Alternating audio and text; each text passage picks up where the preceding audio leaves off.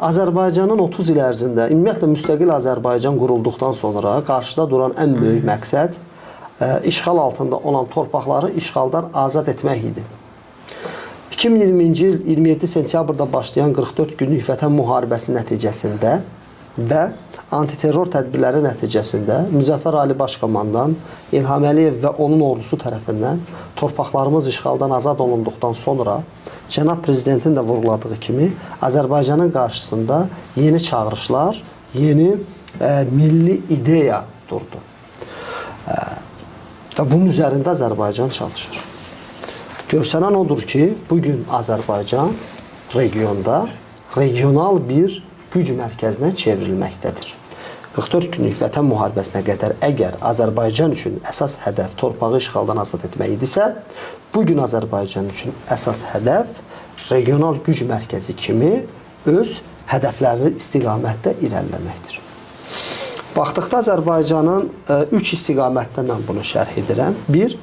Azərbaycan regionu öz regionunda çəkisi. Azərbaycan Cənubi Qafqaz ölkəsi içərisində ən müstəqil siyasət həyata keçirən ölkədir. Azərbaycan cənub qonşusu İran, şimal qonşusu Rusiya, qərb Avropa Birliyi heç birinin Azərbaycana bilavasitə təsir imkanları yoxdur. Azərbaycan iqtisadi cəhətdən bu dövlətlərin heç birindən asılı deyil. Siyasi cəhətdən heç birindən asılı deyil. Hərbi mövcudluğu həmin dövlətlərin Azərbaycanda yoxdur. Azərbaycan onlardan asılı deyil. Azərbaycan yəni müstəqil siyasət həyata keçirir. Baxdıqda Ermənistanda Rus hərbi bazası mövcuddur. Ermənistan iqtisadiyyatı Rusiyadan asılıdır. Gürcüstanın bir hissəsi Rusiya tərəfindən işğal olunub. Gürcüstan iqtisadi cəhətdən qərb donorlarından asılıdır. Hər bir dövlətin asılı, amma Azərbaycan regionda müstəqil siyasət həyata keçir və müstəqil oyunçudur. Bu bir. İkinci istiqamət Azərbaycanın Orta Asiyada əhəmiyyəti.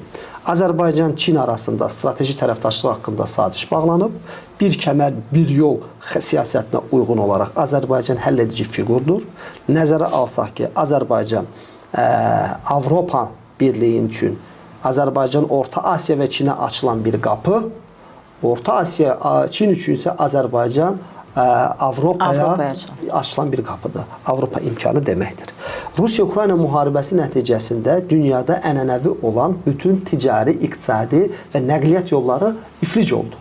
Böyük oyunçular Çin və Avropa Birliyi kimi yeni kommunikasiya xətlərinin axtarışındadır. Bu har ola bilər? Azərbaycan. Bu Azərbaycana tarixin verdiyi şərait kimi qiymətləndirmək istəmirəm sadəcə bunu. Azərbaycan bu nəqliyyat kommunikasiya xətlərinin formalaşdırması üçün illərlə bu istiqamətdə iş aparıb. Traseka, TAP, Bakı-Tbilisi-Ceyhan, Bakı-Tbilisi-Qars, Orta yol, bəli, TAP, İndi Allah qoysa Zəngəzur dəhlizimiz. Bu baxımdan Azərbaycan Orta Asiya üçün də və Avropa üçün də həlledici oyunçudur. Üçüncü bir istiqamət xatırlatmasam Yaxın Şərq. Yaxın Şərqin iki ən böyük gücü Türkiyə və İsrail Azərbaycanla müttəfiqlik şəraitindədir.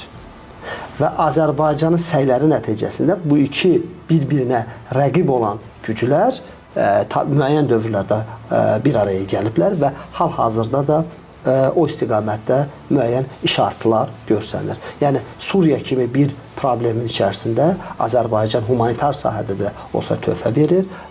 İsrail Türkiyənin əməkdaşlıq çərçivəsində Suriyada da öz mövcudiyyətini qoruyur. Nəzərə alaq ki, bunu edən 86 min kvadrat kilometrə malik 10 milyondan biraz çox əhalisi olan amma güclü, qüdrətli Azərbaycan dövlətidir. Bunu güclü, qüdrətli edən Azərbaycanın həyata keçirdiyi, Azərbaycanın prezidenti tərəfindən həyata keçirdiyi düzgün siyasi islahatlardır. Çox gözəl şərh verdiniz, çox gözəl izah elədiniz.